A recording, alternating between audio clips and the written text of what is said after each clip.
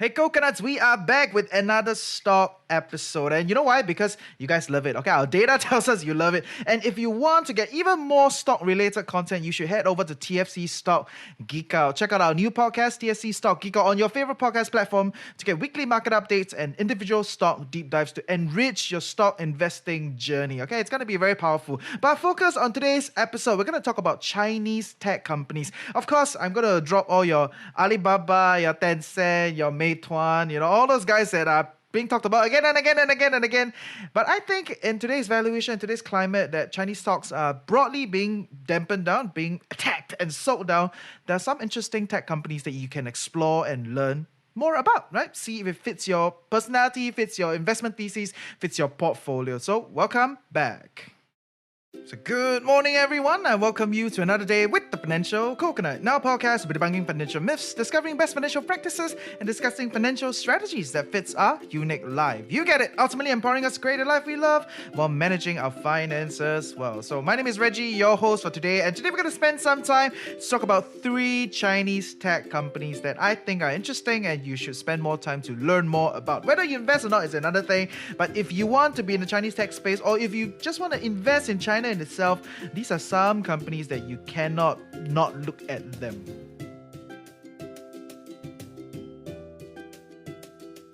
So as with any other investment and stock kind of content, I always like to give you the timestamp as to when we recorded this. So we recorded this episode on the 16th of September. It should go out in a few weeks' time.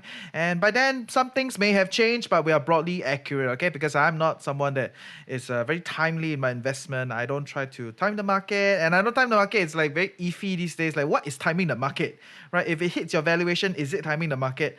If you're dripping in, is it timing the market? Yeah. But anyway, those things we can talk about it another time. Not a discussion on semantics, but today we're going to focus on Chinese companies, right? And today we're going to talk about small tech, because I think the Chinese internet space is still being bombarded by a lot of legislations and what have you. So generally, all their prices are down. I'm sure if you invest in China stocks, you are in a little bit of pain, and you are trying very hard to search on the internet to tell you like, oh yeah, actually the company's fundamentally very good. In the future, blah blah blah blah blah. So I don't know which stage are you at. Are you already invested? Are you on the fence, or are you trying to get people to affirm your thesis, or you're trying to find new things to buy and what have you? So I'm going to take these few companies to share with you my broad idea of China, what is the landscape that I'm painting going forward, and also take some opportunities to share with you how I analyze some of these companies. Of course, they are not going to be deep dives. We're not going to be spending 3 hours here today. I have about 20-30 minutes to talk to you about 3 different companies. So I'm just going to touch a little bit on their product, a little bit on their financials. I'm going to skip management. I'm going to skip valuations. And I'm just going to share with you what is the broad idea behind some of these companies and why I am pretty excited about them. And then in the future and the long-term growth of China as a huge country with a lot of people, and they're gonna spend and spend and spend. And yeah, this is some of my educated views of things. Okay, so I've specifically picked companies that are below $20 billion market cap. Okay, by the time it goes out, whether or not it is still below $20 billion, I don't know. Okay, but at the time of recording, it's $20 billion. You can go and check back. Okay, and the idea here is I definitely want to try my best to get multi-baggers, especially in the tech space. I think in the tech space, most people, when they invest, they want multi-baggers.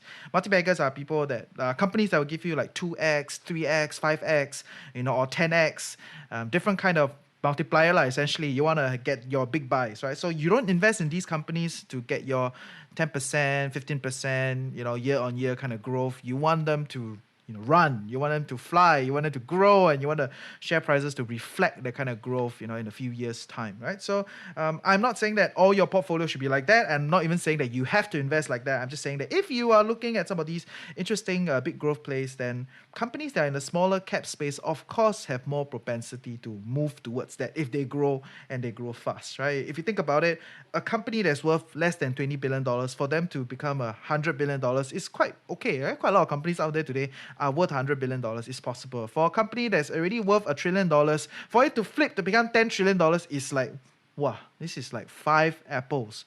5 apple, not like Apple downstairs, man.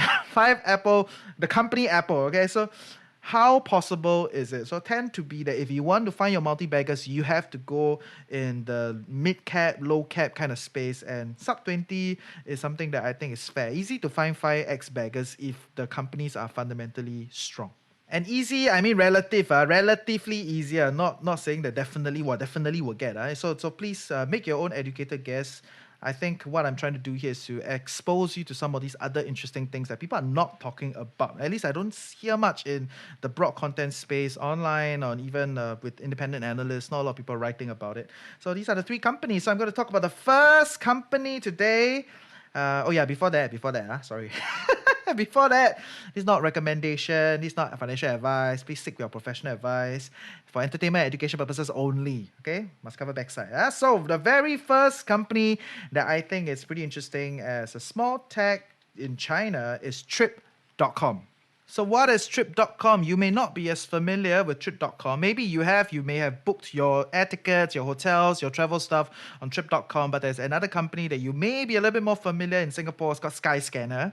They're also under Trip.com. So Trip.com has already acquired it a few years ago. But in China specifically, it is Xiecheng, C-Trip, and also Qunar. Okay, so these two are their biggest tech play, their biggest travel platform play in China. So as part of their extension abroad, they have invested and acquired Skyscanner and Trip.com. Of course, there are many other small little ventures, but these are some of the bigger platforms that they own. So as a company, they're essentially a travel platform company, travel aggregator, right? So whether your airlines, your hotels, your travel miscellaneous stuff, your transport, and all the little bit of experiences out there, they have aggregated some of these things together, and they are very, very big in China. I would say that when I was living in China, almost all my bookings are from these guys.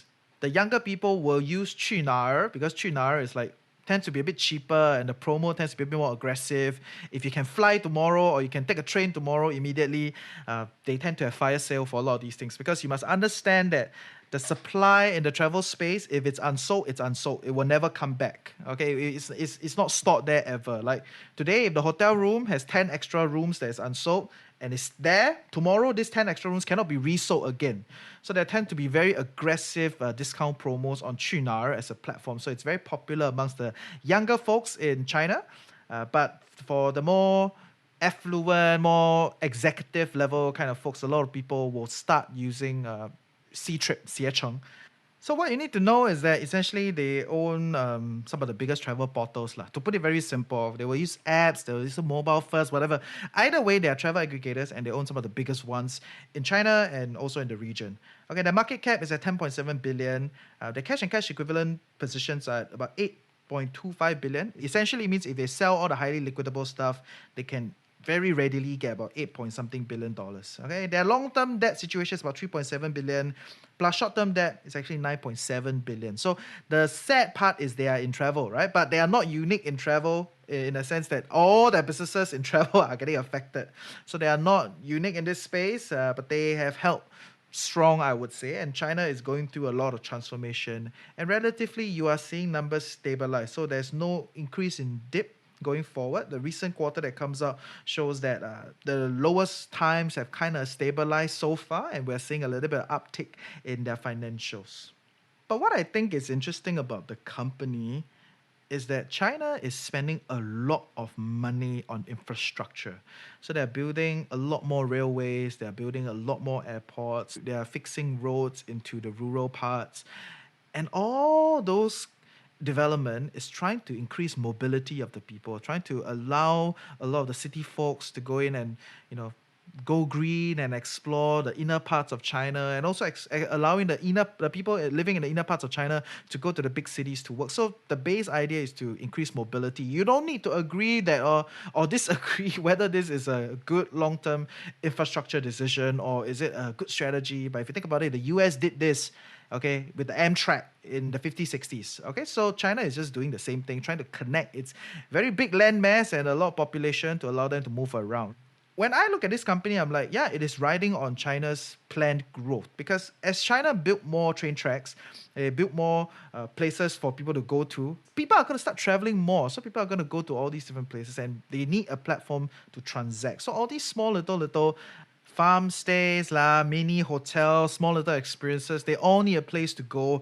And these guys are the place to go, and they have already worked with a lot of big airlines. They work with all the railway stations, and they own a lot of the supply chain. So in travel booking, there are a lot of cross selling, but there are some people that own all these suppliers, and these guys are the ones that own a lot of Chinese suppliers. In other words, they sign exclusive contract with certain hotels or certain airlines, certain trains, certain destination to say that, okay, we'll represent you.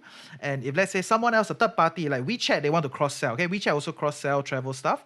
Then WeChat will have to work with me, with Xiecheng directly, right? So they, instead of going straight to you as an independent hotel. So this is how the back end of the system work. But it is interesting because going forward, you're going to see more Chinese people travel, whether is it within the country or out of the country, they all use Xiecheng, right? They all use Ctrip, so or Trip.com, and Qunar, right? So far, my experience with a lot of my Chinese friends is they all use these major platforms, and it's all under Trip.com. So I'm amazed that people are not talking about it. If you think about it, Singapore just launched the Thomson East Coast Line. It's a stupid MRT line that links you to Springleaf Prata and Upper Thomson. And my God, I see people just like going there, and I see more activity in the area now just because they built the MRT line, right? So same idea, but on a much bigger scale. People are going to travel, people are going to move around as ease of travel, as ease of movement becomes a better situation, right? So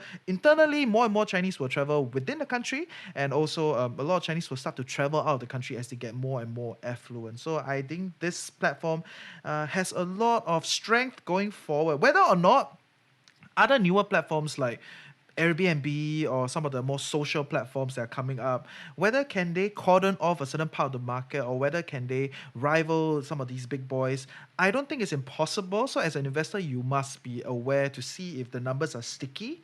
Are suppliers dropping off? Are we seeing increase in revenue, increase in gross merchant value? That means, are people buying more, or what is the situation on these platforms, right? So it's not an end all be all. This is not a deep dive, but it's an introduction to this company that I think has some serious potential as China continues to grow and build out its travel infrastructure. Actually, they didn't build for travel only, lah. They built for movement. But because can move, right? So people not just move for work, people also move for travel. And now that movement becomes easier, instead of maybe going home once a year to meet their family, which is what the Chinese people do, 春节回乡, okay? That means they go back to the hometown during CNY. If you are at a train station at China during CNY, the month before CNY, you will freak out and you cannot get any single tickets. I'd rather you drive, and the highways will all be jammed. Okay, and this is lived experience while I was there. So now with better infrastructure, easier travel, faster trains, people becoming more affluent, maybe instead of going home once, they can go home twice, thrice, 5 times a year. And they can go to all these other smaller places. So with the infrastructure development of China being more and more serious, this company is going to ride that wave. They don't need to spend money to build the railway, build the airport, but because more people are moving, they are going to be experiencing that boom, at least in my view.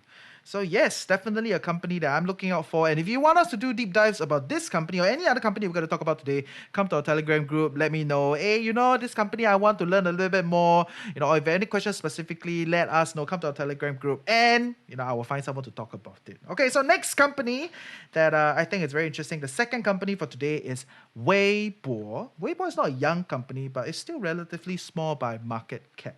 And we'll talk a little bit more about this after a word from our sponsor. Okay, so we are back, and we're going to talk about this other company called Weibo, ticker symbol WB.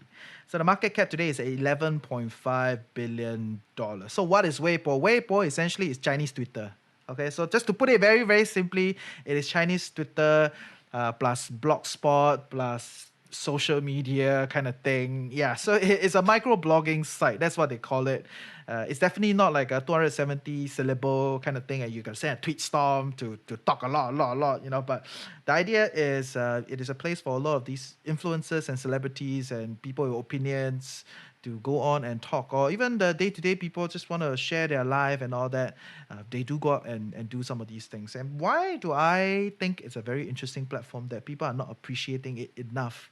If you watch enough Chinese media content, okay, whether is it the recent 脱口秀大会, or whether is it which is a stand-up comedy talk show, or whether is it some of the singing competition, or whether is it some of the dating competition, dating shows, or dating also become competition. But okay, whatever. So if you watch enough Chinese entertainment, not the drama, you will see almost everybody, when they're being introduced, they will drop their Weibo next to the celebrity. So the celebrity's face down there, they walk in, right? They shake their hand. On the side, they will do post-production and add the name. And below the name will be the Weibo address. So imagine every single celebrity in Singapore, when they come onto the television, they drop their Instagram account there, something like that, right? So I think it's happening in the influencer space here. But yes, in China, even the big media are doing that. They're all dropping Weibo. In other words, almost every one of the celebrity have a Weibo account. They cannot run away from it, but everybody has it. They have an official account,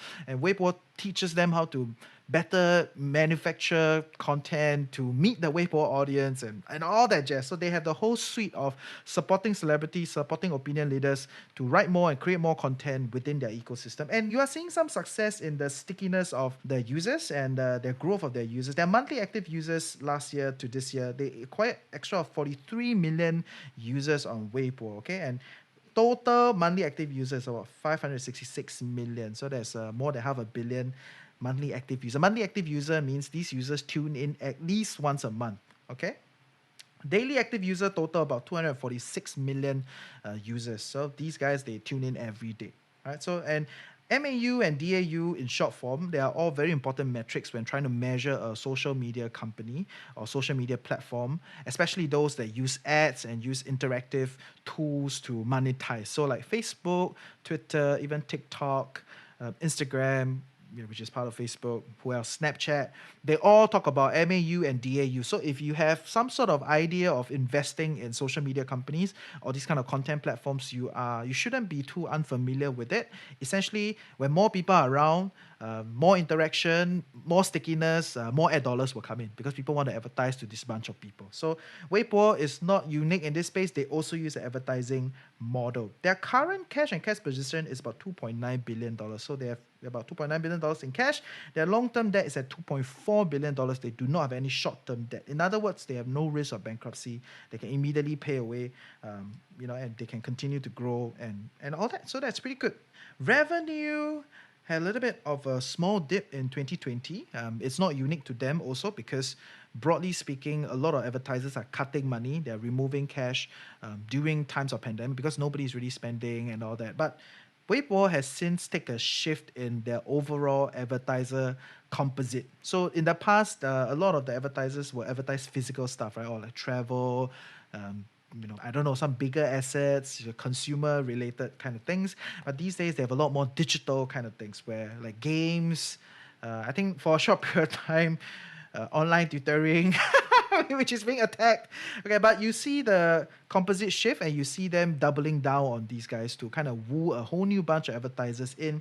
And recent quarter, you see a 46% increase in top line revenue year on year. Right, so for the quarter, I think it's a good sign. It's a good sign that some of the management efforts are paying off, and we'll see if they can continue to double down. But the problem with Weibo so far is same problem with Twitter, okay? But I think a little bit better because at least they are cash flow positive. Their free cash flow about 700 over million for the past few years already. But the same problem with Weibo is the same problem with Twitter, is that monetization is a problem. Okay, so they are not yet optimized sufficiently to be the best platform to advertise like Google, like Facebook. And they have all these other new platforms coming up like TikTok that is grabbing all the attention, or WeChat is owning all the attention, in the chat space. So they have struggled to get the kind of explosive growth over time.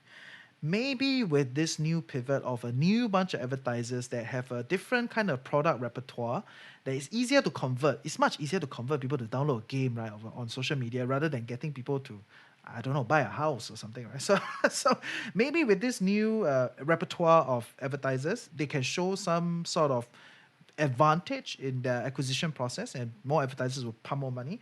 Also, with more nurturing of more content in the space, maybe they can get more daily users, monthly active users, and create a stickier platform, right? So I do think they are underappreciated. People don't seem to really talk about them. They don't really see this as a platform anymore. It's like, this is like a platform of the past. But in my view, right, if every single celebrity and every single political commentator, when they go on mainstream media, you drop your Weibo, dude, that is like, come on, man. It's like everyone is doing that. So how can you not look at this platform as a platform where people want to follow fans or want to follow opinions? They go there, right? So the kind of content interaction is very different from say TikTok and Douyin. So while a lot of people are saying Douyin is going to take over all the attention, or some of the biggest streaming players are going to take over all the attention, I think Weibo sits in a very different situation, much like how Pinterest is sitting in the Western social media landscape, right? So take a look at Weibo as a company. You never know, and you can make some interesting information, interesting decision to see if it's something that you want to explore, right? I definitely think it is underappreciated, and let's see if they can continue to grow and double, triple, quadruple, be the multi-bagger. Okay, last company. I know I did say I try not to go for the big guys, and I don't want to, but I have no choice but to name drop. The third company is Tencent Entertainment. So Tencent Music Entertainment, TME, is the ticker, market cap of $13.9 billion. So what is TME? I'm sure you guys know Tencent. They own almost every part of the entertainment space in China, whether it's it chat, whether it's it games, whether it's it music, streaming, and all that jazz, right? So Tencent Entertainment, Tencent Music Entertainment is essentially the spun out of Tencent, where they focus on a lot of the music content, right? So karaoke, live stream, music consumption like Spotify, and all that jazz, right? So if you go and look at the suite of apps under TME, it's not small. Okay, so 酷狗音乐, QQ 音乐, cool 我音乐, whatever. Okay, so all the cool something and the QQ something, all the major music apps are under TME. Okay, and also like even 懒人畅听, some of the newer apps that are getting traction and focus on long form audio content, which is not all music, they are also under TME, right? So TME owns essentially the whole distribution of the music landscape, which is why the Chinese government really want to corner and attack them. They say that, oh, now you cannot just exclusively sell JJ Lin, you cannot exclusively sell J Cho, and those are the exclusive media licenses that China is really robbing them away from. What does it mean? It means that now not only they can stream JJ Lin, J Cho, and all these guys from the big media labels, their competitors like NetEase can also stream these guys. Right? So it does not mean that they can no longer stream them. It means that other people can also stream them. It is not exclusive to Tencent Music Entertainment anymore. Okay? But you gotta ask yourself, if Spotify and YouTube Music and Apple Music, they all can play the same thing, does it mean that you're immediately going to shift to Spotify? No. Does it mean that you're immediately going to shift to YouTube? Maybe not, right? So the overall consumer experience is important. How the algorithm pushes you the music that is relevant to you is important. All the additional experiences are important. The price is important. So it's not as easy as, these guys lose exclusive music license, then everybody's going to shift out of TME ecosystem. Like all the consumers are going to go somewhere else, or because somewhere else can do better. If you think about it, even if somewhere else like NetEase or what other competitors they have reduces their price and try to acquire more customer, it is not that linear, and can they compete with TME over time? I mean, which is why Shopee and Garena, C Limited want to raise more money, right? They want to compete, get a bigger war chest, compete with their competitors. So TME is backed by Tencent. Tencent has all the money in China, and you get the idea, right? They are not easy guys to attack, but it does not mean that this risk is not possible. It has basis. Consumers do move around, especially if you no longer have all the content that they want. But as with any other big streaming platform, Spotify, Apple Music, they all recognize this big problem that they face with these kind of music giant companies, right? So Warner Music and Universal Music, they own almost a whole part of the music cycle and the music entertainment space. So all your celebrities, they produce the songs, they produce, they invest, they distribute, everything is theirs. So it's very hard to negotiate with these guys, which is why they usually, a lot of these streaming players, they pay a lot of licensing for all these big guys, and then they undercut the smaller creatives, to make up for the difference in cost of running the product. So as with Spotify, as with Apple Podcasts, they are also into podcasts now. They have created long form audio entertainment. They create comedy entertainment. They create audio dramas. They fund to produce. So internally, TME is producing a lot of content that now is theirs. It's not exclusive licensing rights anymore. It's I produce one. This is my content, right? So if they can run faster as with compared to their competitors, then hey, you never know. Can they continue to dominate the space? Maybe they can, right? And while people are still fighting for all these licensing rights, they already move forward and build their own originals. Right? So I think this is something that you cannot underappreciate. And overall, they have about 66.2 million online playing users. So paid membership, paid subscription is an increase of 40% since last year. It's pretty wild, yeah? Of course, we are seeing the overall MAU, monthly active user, in the free segment is dipping. Okay, and you cannot discount the power of TikTok and Douyin growing. So all these will change, all these will affect. But at the core, the business is strong. Cash situation is $3.47 billion in cash. Long-term debt is 831 million. They got no short-term debt. Essentially, when you buy this company, right, your every dollar that goes in, you get more cash than debt. Right? So you're actually buying cash also. Right? So it's not something that you should discount, because a lot of companies are very debt laden, especially in the tech space. I would argue whether you can put TME as a tech player. Of course, these days everything is tech enabled. But yeah, think about some of these companies. I think overall they all have interesting positions in where they are. I try very hard to look for the best in class, and I think they are the best in class. If you ask me, they're the best in class companies. They are underappreciated. There's no other competitor for Weibo. There's no other competitor for Trip.com. There's no other real competitor for TME. There is a smaller competitor. NetEase is a relatively big competitor for TME compared to the other two companies. They don't have serious competitors, and their financial situations seem good. Long term seems good. Definitely companies to look out for if you're not as interested to just look at JD.com, Meituan, Alibaba. Everybody's talking about those guys. So I did take some time to look at them, and I do own a few of them. For clarification, I own Trip.com and Weibo, and I am looking at acquiring TME. So that is clarification for you.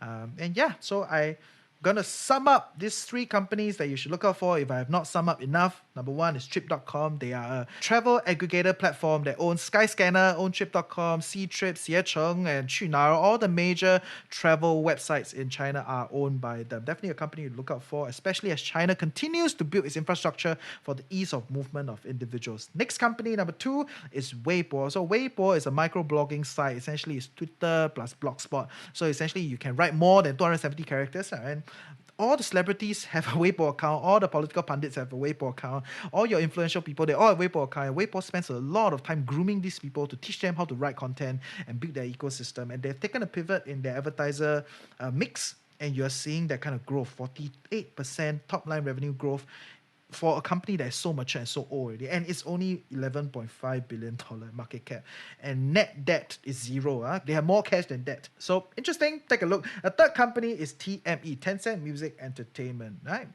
I mean, we've talked about this a lot of times. They're essentially Spotify plus Apple Podcasts, everything in China. So all the music streaming guys, they are all in China. They're all owned by TME Group. Of course, they've lost the exclusive market licensing for a lot of these big kind of music streaming labels, but they are also struggling with the whole cost of these kind of big music licenses. So now they have also pivoted to build a lot of their own content, and they're going to continue to double down on customer engagement, customer experience, and we shall see if customers will stay sticky with these companies. So yes, check them out. Let me know what you think. If any particular company you want us to talk more about and deep dives, drop us a message on our Telegram group, and we can arrange to do a deep dive of some of these companies. So yes, with that, I hope you have a great day and you learned something useful today. See ya!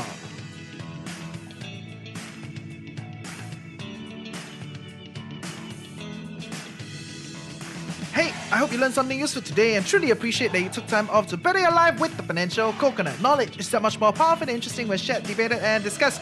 Join our community Telegram group, follow us on our social, sign up for weekly newsletter. Everything is in the description below. And if you love us and want to help us grow, definitely share the podcast with your friends and on your social. Subscribe and leave us a review on your favorite podcast platform. Share with your friend, help us grow, blah, blah, blah, And if you have any interesting thoughts to share, or you know someone that you want to hear from, reach out to us at hello@thefinancialcoconut.com. With that, have a great day ahead. Stay tuned next week, and always remember, personal finance can be chill, clear, and sustainable for all.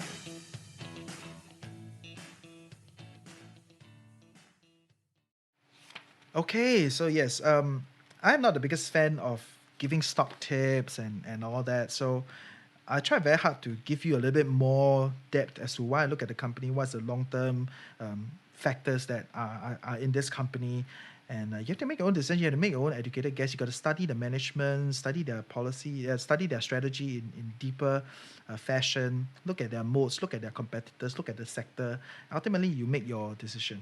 Okay, so but these are some companies that I either own or I'm looking to own, and it's very popular content format lah, right? So if you let me know if it's something that you guys love, then down the road periodically I can do some interesting things that I see, whether it's ETFs or what have you, to give you guys some thoughts into some of the latest interesting products and what have you, right? So all that jazz, good stuff. Thanks for loving us. Thanks for supporting us. This for today's content. Next week, I know I previously I said that we're gonna do a little bit of IPO stuff. I am trying to do a little bit of IPO study to kind of pick what is interesting. I have a few in mind, but I only have two so far. So give me a little bit more time to find a third interesting IPO that recently IPO. Okay, personally, right, I don't buy IPOs. I just want to give you an idea. I don't buy IPOs because I'm not sure if the management can handle as a listed company, and I'm not sure what's the internal liquidation process going to be like. Because a lot of these companies, they are being funded by all these different venture capital. They're being funded by the banks, and once they get listed, all these what we call institutional money or smart quote unquote smart money, they want to leave. They want to sell down so that they can take the cash and then go through the same cycle with like startups and then grow ups and blah blah blah blah blah, right, all the way to listing. So I don't like when I'm stuck in such a situation where investors are, changing a lot of hands, and we have not kind of found a stable core of investors that will hold these companies for the longer term. So generally, within the first year of IPO, I do not buy it.